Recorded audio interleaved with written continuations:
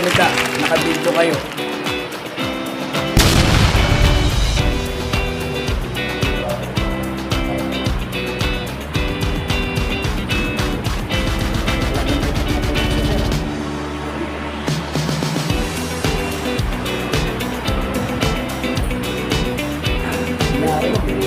Tapos na.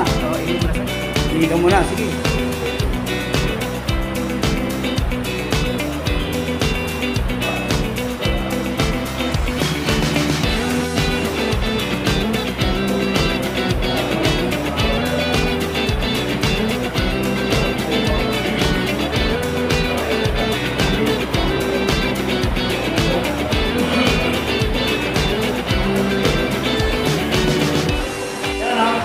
Kaparis ko yun! Walang iwanan ha! Ayan o! Ayan! Ayan! Yun! Yun! Meron ko pala ako dito sa mga panser o yun! Maliwanan ha! Oo ha!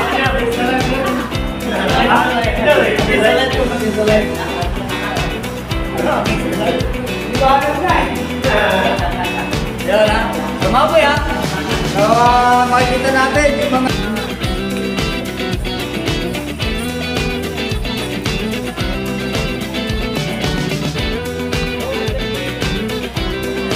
Sir, tanggalin nyo na yung damit ninyo.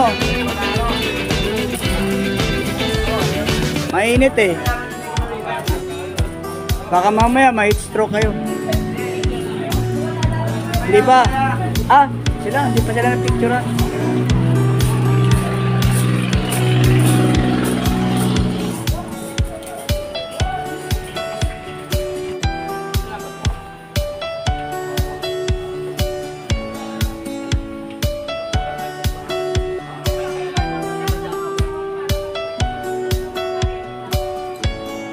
Number 4.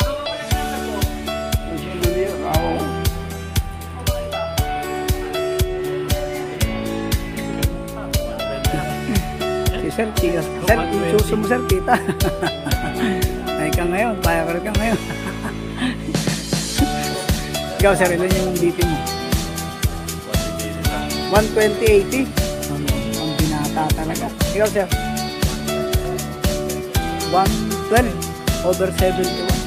Naka-pharmacing ata ito mga nakatira ata ito ng pharmacing eh. Kaya ayos eh. Naka-magic na ano eh, bulitas eh. Sir, tapos na?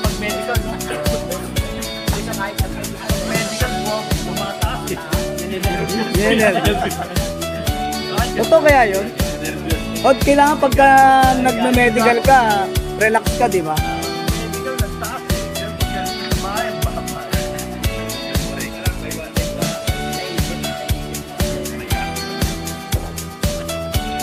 Kaya nga pagkasabi ng nurse, relax lang, di ba? Relax ka lang na hindi ka mag-e-effort. Taas ang kamay ang mga nakapasa. Yun, sabi BP. Yun, yan, yung mga nakapasa yan, ha? Yung mga hindi pumasa. Dito na kami na. Ay, tumasang kamay, oh.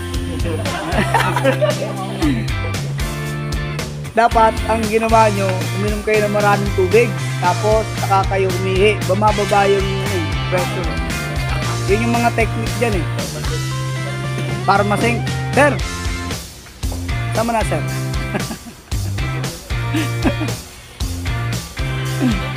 Para masing, maganda yung para masing eh.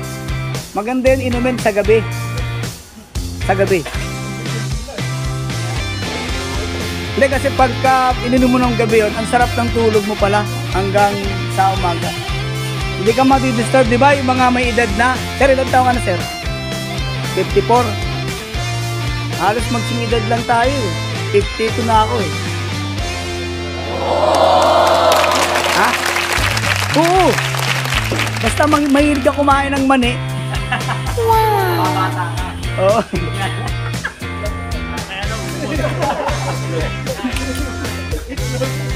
Mahirap pa.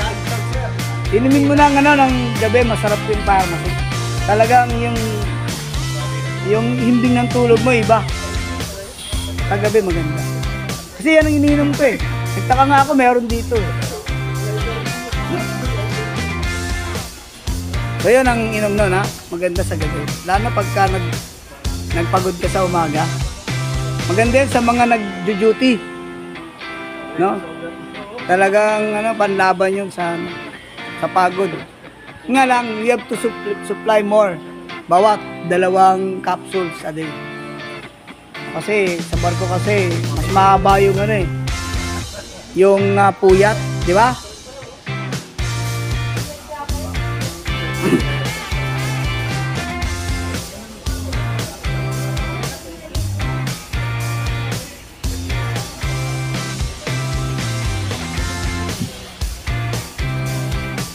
Mamaya ganun din kayo ha guys.